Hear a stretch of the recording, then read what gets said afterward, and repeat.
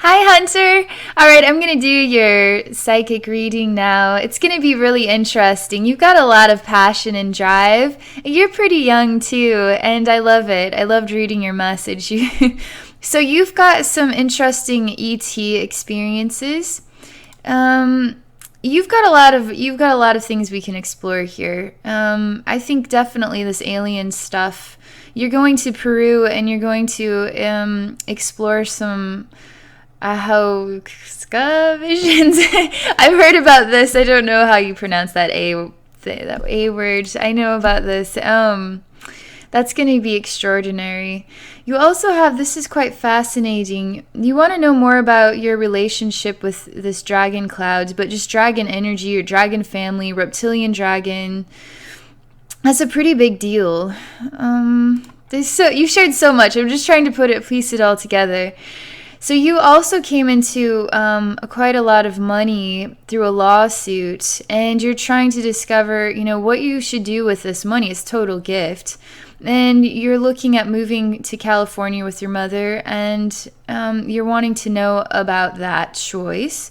You're moving there from New York. Also wondering about patenting an invention, creating YouTube videos, music. You've got a lot of... I could go on and on and on. You feel like you come here for a reason, and you're going to do something great, and you have so much you want to share through music, YouTube, mediumship, books, a company, a patent, and any of those things, all of those things. Potentially connect with your dad who had passed away. So, okay, I've got it, all right? I'm going to relax now. I want to get started. But where do I begin? So I'm just going to wait for my spirit guides to show me what to explore first. Let's see. Oh, yeah. And there's definitely an entity here, and he's got green sort of skin. He's got very tiny little spikes, just like here, just little tiny ones on the head, and then he's got some over here too. And so far it looks like a normal head, so to speak. It's green, but he definitely has a reptilian flair to him. I don't know what it is, but I find him to be beautiful. But we'll see what he's like. He's got more of a flat face. It's not like a projected one. And the nose there's actually kind of a nose, so to speak. And then there's two slits right there very clearly. And there's almost kind of a weird point just where the lips sort of are right here. And he's got sharp teeth as well. But I don't feel anything evil or concerning about him. He shows me he's got a long tail as well. He kind of looks like a dinosaur is what he looks like. But I can't tell how tall he is. He doesn't look like he's, insanely tall by any means. He looks more like he's maybe 6 foot or so. He doesn't look like he's a super tall guy. I don't know just yet.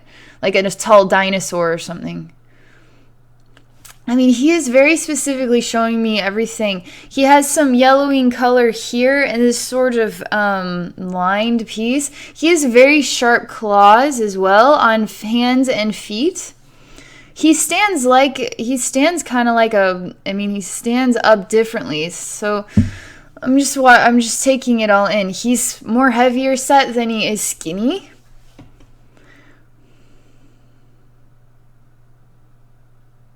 There's something about his feet that are different that he keeps showing me. It's almost like cats have little tiny feet here, and they also have a sort of an extended piece and then up. There's something about his feet that he keeps showing me they're kind of like that. He's saying that is correct. I'm just watching him. He's showing me things behind his eyes. But nothing is derailing or concerning for me. There's something... I don't feel any fear or any concerns. I'm waiting. I'm telling him I don't know what else so again, he shows me his eyes. I don't get to see what his eyes actually look like because they keep turning black unless he has pure black eyes. But it's as if there's a screen behind them and I'm seeing just black back here. And then it's just showing up on his eyes.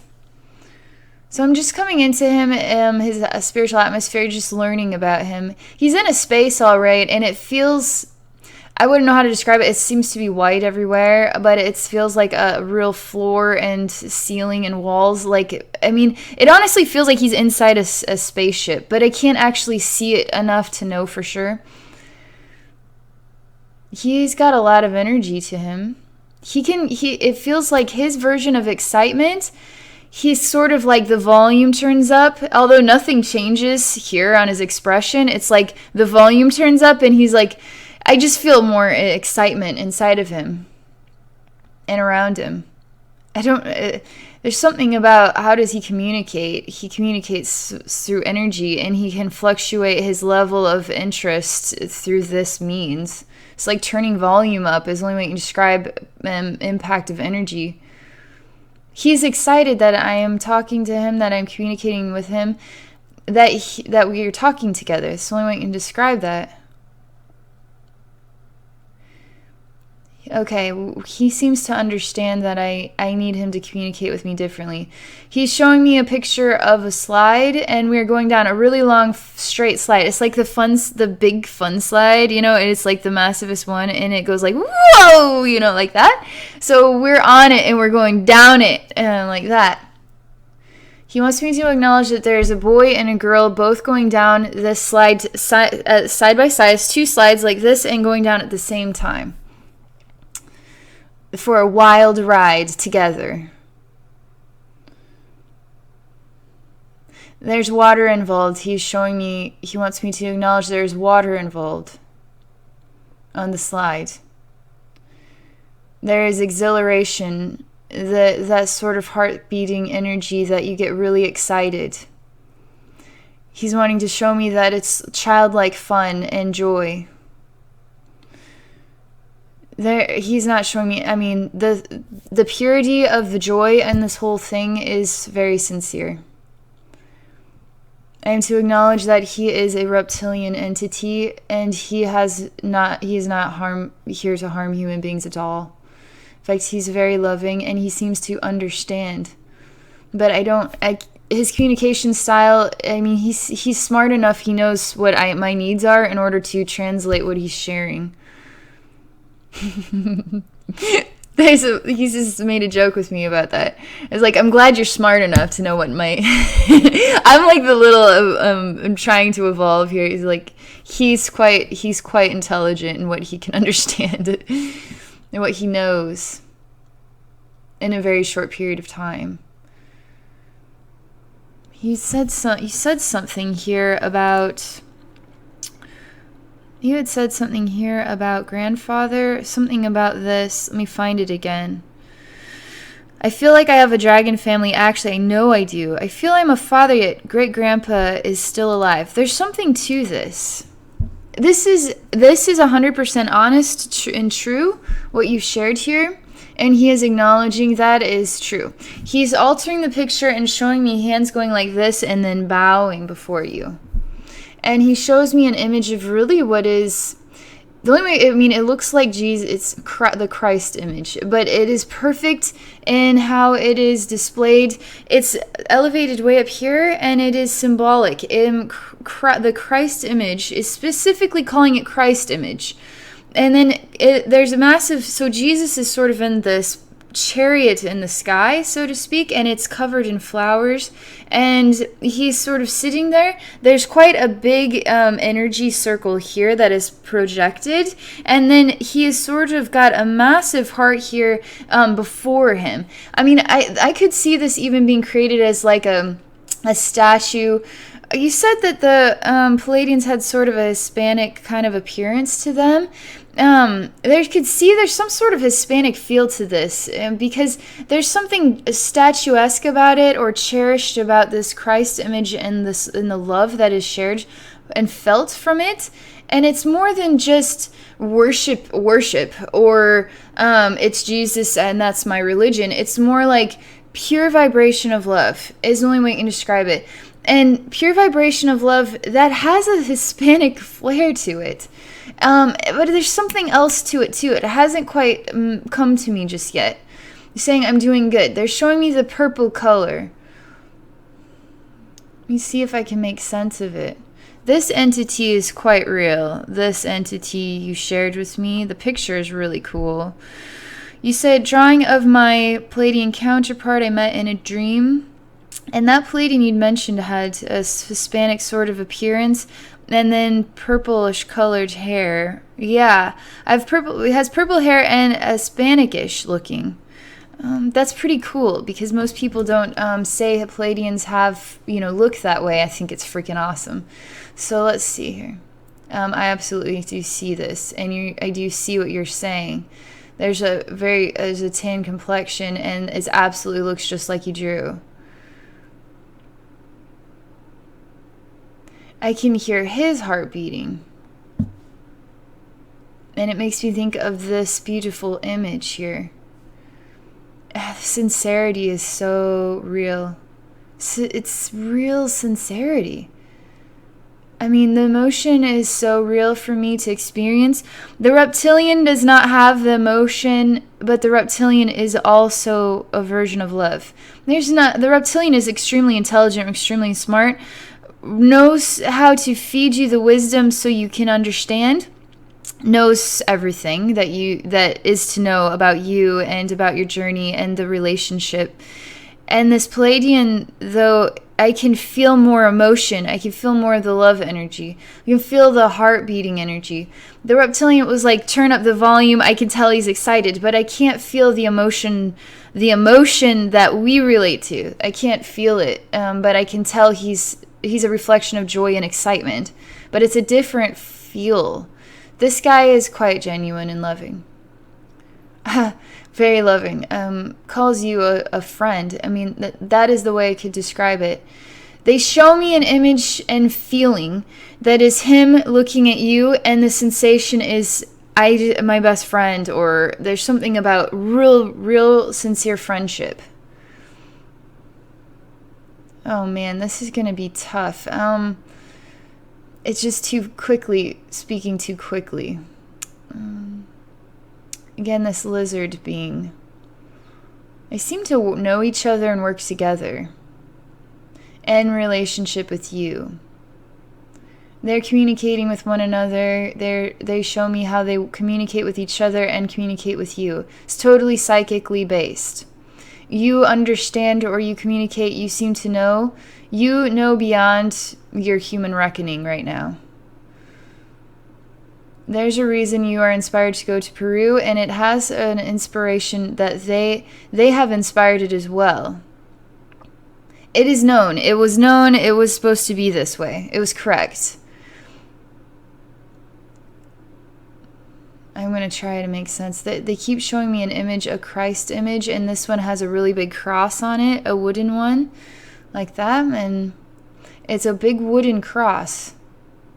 It's like a Christ image again, because I can see him as sort of in a leafy green space and a big wooden cross piece, but the cross is sort of put onto, it's like a casket head, but it's like got a big cross on it, but I can't see a casket. I just see like a big wooden piece here with a cross put on top of it, and it's clean looking. It's not rugged or it's clean, very clean and kind of elegant looking the way it's done. There's a smoothness, perfectedness to it. It's got that kind of, it's not flat. It's got a sheer shine. I mean, when the sun hits it, it kind of has a shine. I don't know what the material is made out of, but it's not wood. It's something else, but it's, it was wood. It's got a glaze or something on it.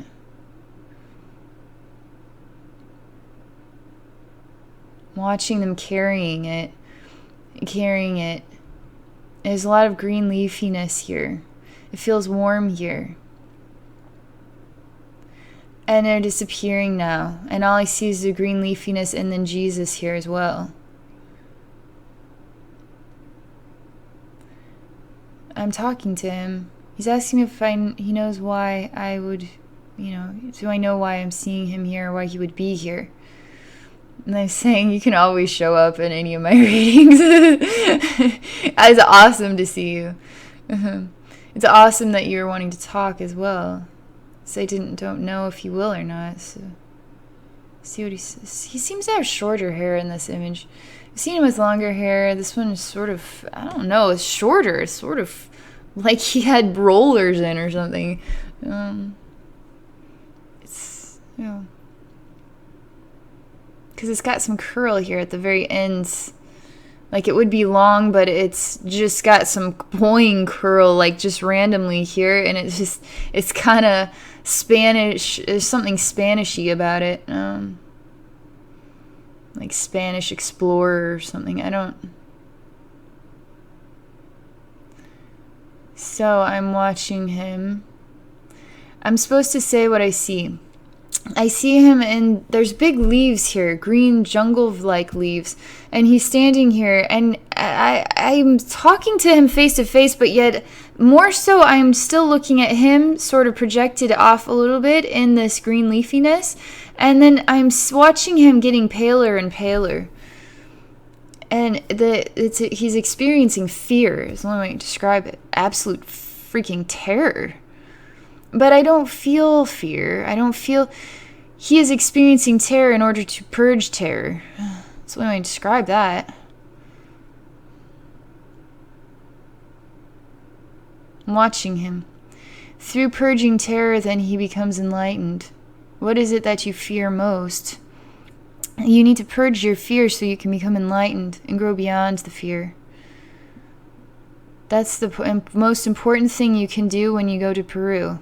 Because how do you lift your vibration? We're all Christ. We are all reflections of Christ. I don't care what anybody says. We're all different levels of understanding of a very high vibration, and we all need to be attaining that high vibration all the time. In order to attain that vibration, it's not being egotistical, it's not being rude, it's not being disrespectful. It's actually saying, I want to be like Jesus. I want to inspire people. I want to change this world. I want to bring love into this world. I want to go beyond my human fears and really share. I mean, this is a huge message for you because you're turning up the volume, right, of your vibration in order to attain something extraordinarily enlightened, in order to touch people's lives and change people's lives. Jesus too, they're saying Jesus too has gone through a series of experiences like you will be experiencing in Peru. I don't know that that's mentioned in the Bible, but they're saying yes, that is true. It is about purging the fear in order to attain enlightenment, and through enlightenment do you know love at such a high caliber that you are transformed by love and then can transform others through love and by love. And they're continually repeating this over and over again, that this is your goal in Peru. Purge yourself of every terror, every nightmare. Face it, purge it, and you will accomplish this. They say you will accomplish this. And that is why you're feeling uncomfortable about going. You know it is right, but you don't know what to expect. You know what to expect, and yet you don't, because you haven't experienced it just yet. But they're saying it's okay. The feeling is challenge associated with facing your fears. You will be facing your fears, and through that you are going to be a totally changed man by the time you come back. You are going to know enlightenment and know love and know release in ways that most people aren't going to even come close to knowing about. And this is extremely essential for your life journey and what you're meant to do here. And you should be rejoicing. Not everybody can just go to Peru and do that for 6 weeks. Not everybody knows how or has the luxury of doing that, or it's part of the... I mean, you have so many reasons to be so proud of yourself and so excited, and to know this is a blessing gift for your soul from heaven, from your friends in the stars, from your soul journey and everything you've accomplished thus far. This is essential for your soul journey that you would have this experience. And obviously, it's, as a human being, it's a little uncomfortable. It can be a little uncomfortable feeling. They say embrace the fear now and get excited about it and know that you're a true champion and you are going to do awesome and amazing, and you are going to turn up the volume and raise your vibration to something really extraordinary. There is the sound of love that is both what is like light and sound and it has a density, and it is sort of just showering you constantly, pushing into your face even, pushing into your body, and really boinging up your caliber of joy. That's why, I mean, you're really excited about life, excited about who and what you are, excited to see where you're going, excited about everything. And that is amazing, and that is special, and that is totally you, and that is really reflective too of your awesome relationships with those who love you, that you can feel and connect with.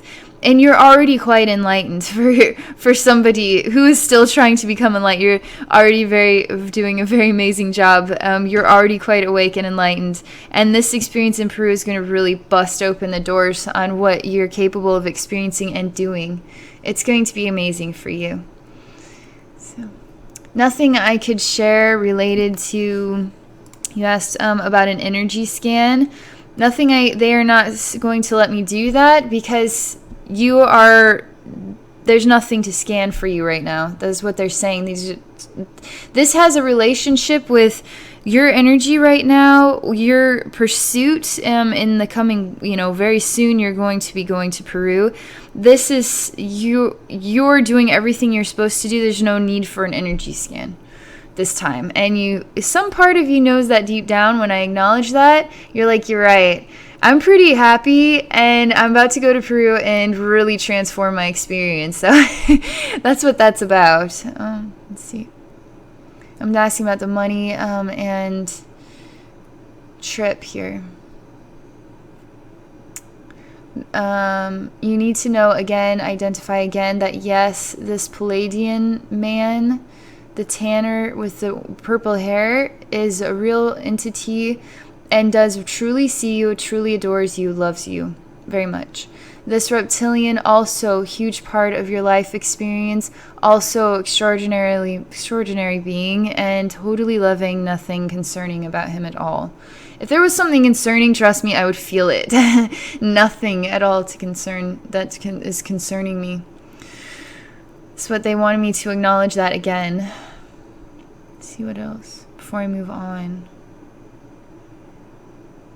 I'm looking through the image to see here. I'm exploring your father and your mother, the move, the money, all of this. I'm waiting for the higher wisdom to come about it. I'm hearing steps walking. I see darkness all around. I'm walking, though, towards a door. On the other side of the door is light. I'm opening the door, and that is as far as I've gotten. I'm still standing in darkness. Light, though, is piercing into the room ever so slightly because the door is open and ajar, but it's just enough to create light in there. Just a tiny little bit of light. Now, who's ever on the other side of the door is opening just a little bit and looking on the other side. Inside this room is full of so much light. I mean, it's almost on fire is what it looks like, and it makes me think of gold that is blazing on fire inside of a closet. And this is so bright that, I mean, it just looks like it's on gold that is on fire in a closet. A treasure trove to be found by you. So what is this about?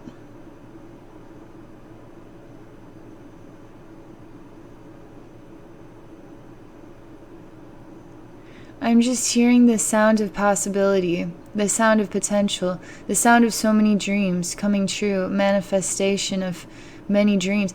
Basically, the coins are speaking to me. There's lots. That would be just like a heaping pile of golden coins inside of a closet that's glowing, right?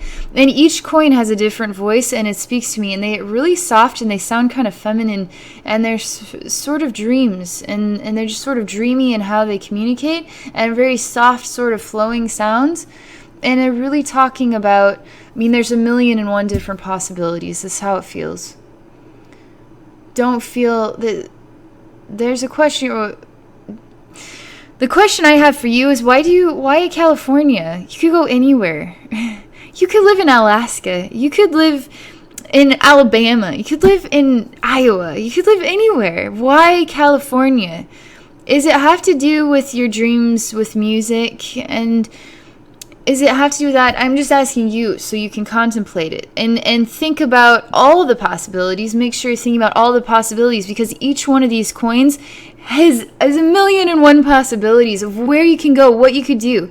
You can move abroad. You could move anywhere you want to go. But I'm just saying that. But I'm going to see what California means when you and your mother move there. I'm actually going to go and just check out San Diego, and I'm going to see what it's like when you and your mother are there. I'm asking your dad, too, if he likes that idea. If he feels good about it. He feels good about whatever makes your heart sing. He just wants to hear your heart singing over and over and over and over and over again. Your joy creates songs that he loves listening to. He could listen to them forever and ever and ever. Over and over and over. Forever and ever and ever. It just keeps echoing and echoing like a broken record, but the record you just want to hear over and over and over and over again. It's so beautiful. It keeps going in that way. It's like more, it's over. I just want to hear your song, your heart singing over and over and over and over. It's really lovely. He is proud of you, he says. I'm very proud of you. That's what he says. He says specifically, I am proud of you, son. He says that specifically. He says, dear to my heart. He holds your... This is the image. I'm just going to share this. I see a man, all right? And then I see a young man. And then holding the young man to his heart. And then it's just real love that he is sharing into you. The sound of real love going into your ears so that you can hear it. Because he wants you to hear the love that he has for you in his heart. That's what he's saying. I mean, that's all I'm going to say. I'm going to let the next thing come. He really is quite proud of you, and it has a lot to do with sounds and singing too. This is part of the conversation of what he is sharing. The music of love, the sounds of love, heart beating like drums beating. But life though too. The experience of living, creating sounds through the experience of living as well. The experience of experiencing itself creates sound, creates all kinds of harmonies. The harmony of challenge or fear, the harmony of celebration and joy. Blended. You can be all the sounds, and you are all the sounds to me.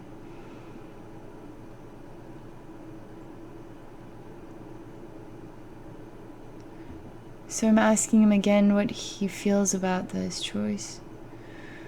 Just asking Spirit, I'm asking your friends.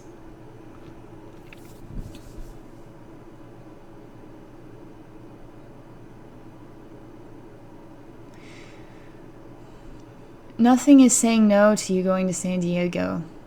You seem to have chosen that place for a reason. Nothing is telling me no about that choice. And I get that it's going to be costly to live there, but you have to choose and follow your heart. But I do know that you kind of were uncertain about that choice as well.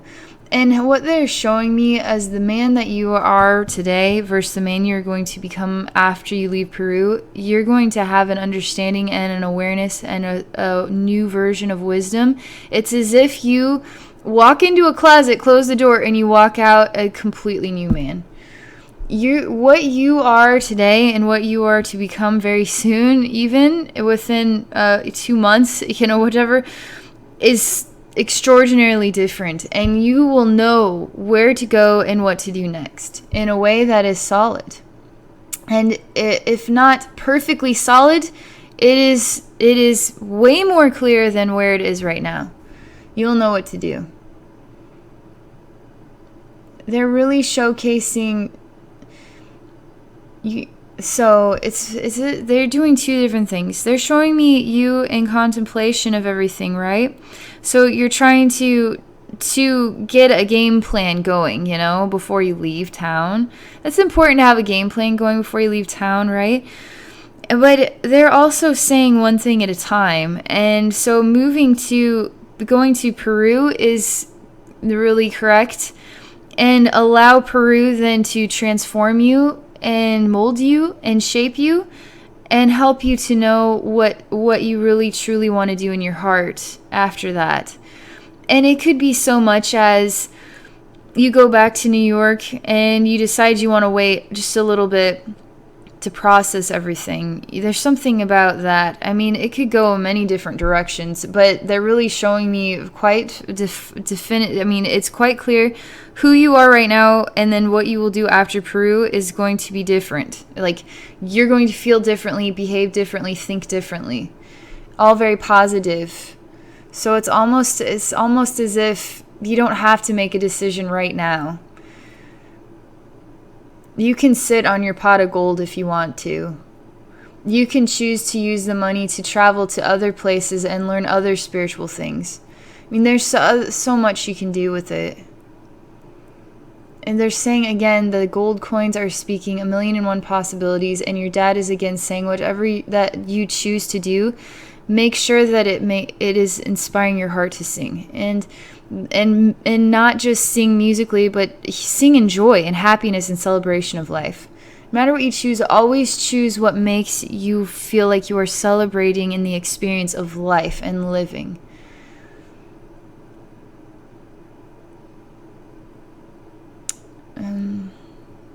There's a lot of questions, so I'm just going to see what else I can find out again. So it's kind of shifting through a lot of different energy flows, so maybe there's something else here we can find out about you and your mother.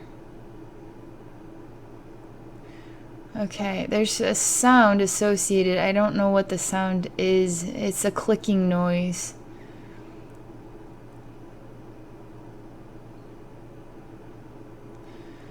Okay. This scene, I'm just, because I kind of talk, I'm going to just see if I can get through this scene really quick. I basically see a hunter, all right? He's got a shotgun, and he's putting some piece in here, and he's closing it, and then he's going into the woods, okay? And he's looking to hunt down a bear.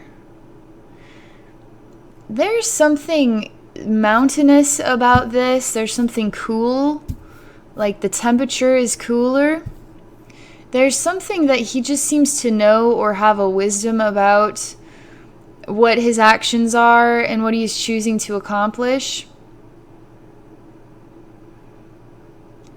He just takes his gun and shoots one up in the air and a bunch of birds fly away. It's as if he wasn't hunting a bear, he was trying to get the bear to leave or something like that. They just show me him walking through the woods, and he sometimes carries this gun. There's something meditative about him. There's something honest about this man. There's something about the way he dresses, too. He knows what cold feels like, but he sort of is accepting of it. He wears a lot of layers. There's something, I mean, it's more recent. Whatever this is a recent, feels very recent. He's got like a flannel shirt on and stuff.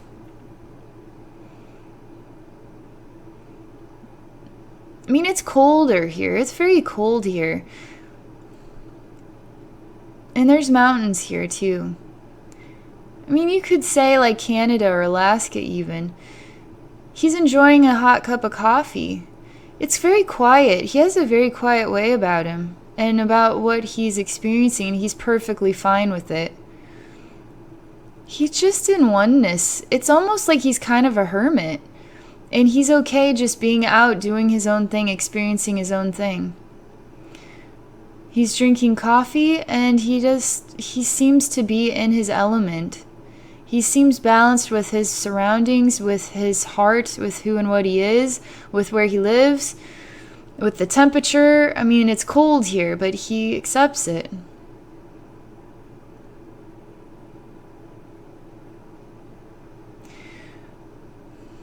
There's something important. He's showing me his mind and this bear's face. So his face and then the bear's face merge and come back and forth together, and they're looking me straight into the eye like that.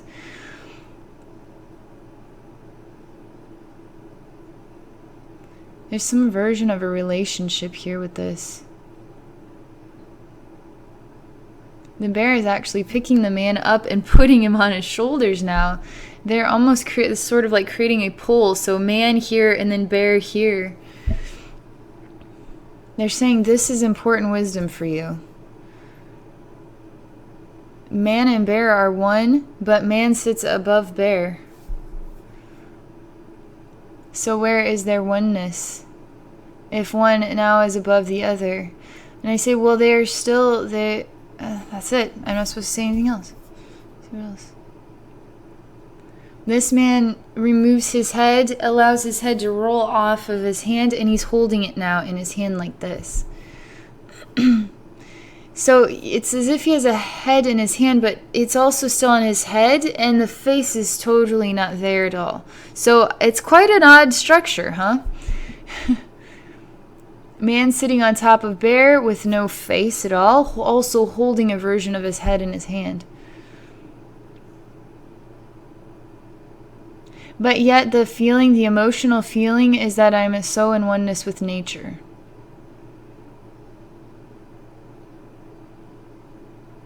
I'm asking for help in translating this further. Telling you the sensation of peacefulness here is amazing. Nothing is derailing, nothing is altering this balance.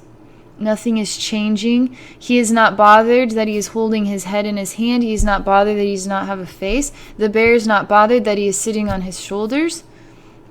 They seem to understand and have a very sincere relationship with one another.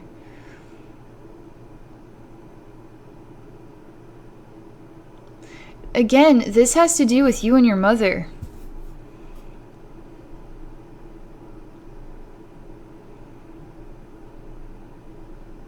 It's a balancing act, but it's balancing just fine.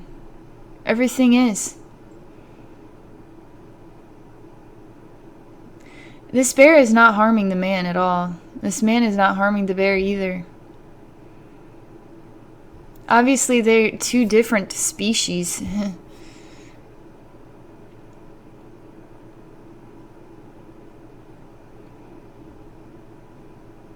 They're wanting me to look into their hearts and see what is going on.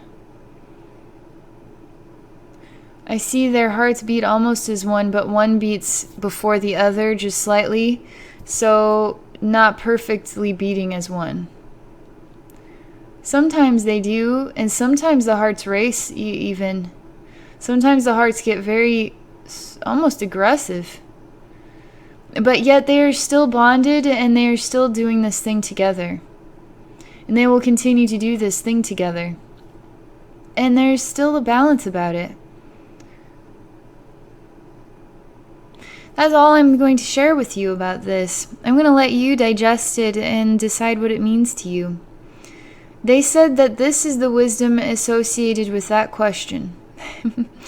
All right. Well, Hunter, this has been an interesting reading.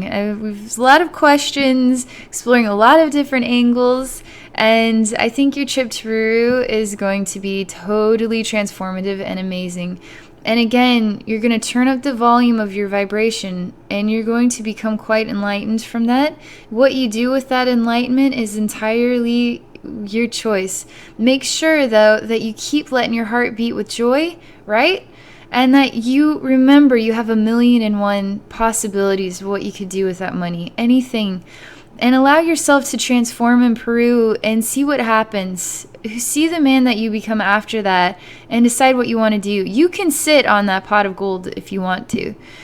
There's more to this whole story, all right? This is just today, and there's a lot that can happen between today and after Peru. A lot of things that can happen. So, all right, thank you very much for this experience and for your willingness to share it openly on YouTube so we can all learn from you. It's really special. Everything that you've got going on is very special. So thank you. And for those of you watching, if you're interested in experiencing a psychic reading with me, you may do so by visiting my website at abbynormalswisdomquest.com. Thank you for watching.